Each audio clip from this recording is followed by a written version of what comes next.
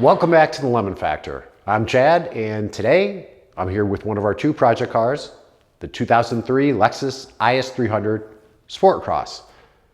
And we're on episode 9 of our multi-part, multi-episode video series in which I'm installing the CX Racing Turbo Kit. We're trying to find out if this kit is really worthwhile or not.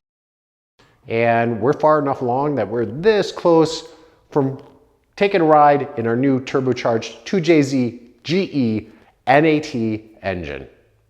But before we do, I want to install some gauges so that when we do take the ride, I can see what's going on with the engine.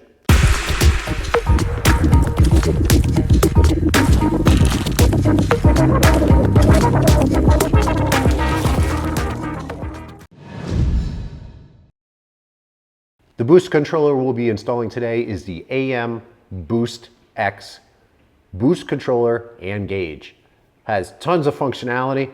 Go take a look at it. It's really impressive, all the things it can do. It's an all-in-one, and that's the reason why I purchased it.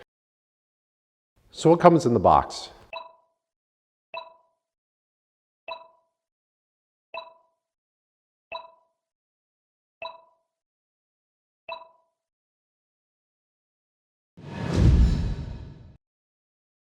The AEM MAC valve or boost solenoid is pretty small, making it easy to find a spot to mount it to. It's also pretty lightweight, so that if we don't want to screw it in to another component or into the body of the car, we can probably zip tie it as long as it's secure. With that said, we should take into consideration the vacuum sources, one of which is coming from the turbo, which is right down here under me, and the wastegate, which is just below that. So in this area is where our vacuum hoses are going to be coming up through.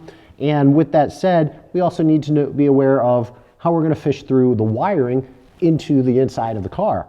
This looks like the best area. I have the most space to work with, and it's not near any sources of heat.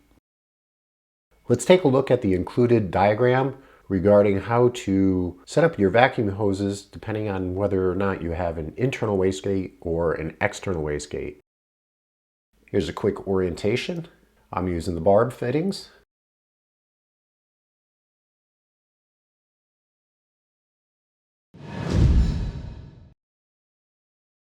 I'm going to take a look at the firewall grommet opening, which is located behind the battery.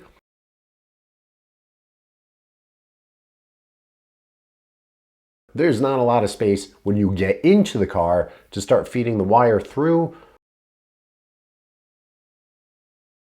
Let's move over to the driver's side grommet. Much easier to access.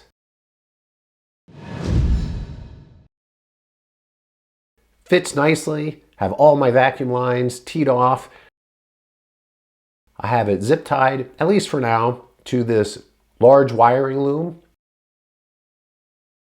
I fed the vacuum lines up through.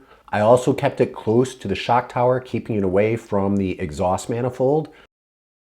I use zip ties on all of the vacuum lines just to add that extra security. From the inside of the car at the footwell, there's a little nub there that you can just cut off with scissors, and I have this screwdriver protruding out of it so you can see where we're going to fish through our wiring. Here's a look from inside. Again, this is the driver's side footwell. And with some electrical tape, I attached the wiring to the clothes hanger and pulled it through. I then tucked up all the wiring up underneath so you can't see. You see here, there's a red zip tie that I've zip tied it up, and now it's coming around the corner. That'll be hidden behind the battery. I then hit it underneath this large wire loom, and then it pops up right at our MAC valve. I use some butt connectors to make my attachments, use some heat shrinking to add that little added protection from the elements, and I'll clean this up by adding a little bit more electrical tape, wrapping all of this up.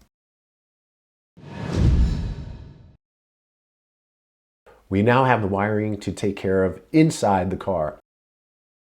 I'm not going to do that just yet because I do have some other gauges I want to install, and I'll install all of those, connecting them to an open fuse, a 12-volt fuse, at our footwell shown here during the next video.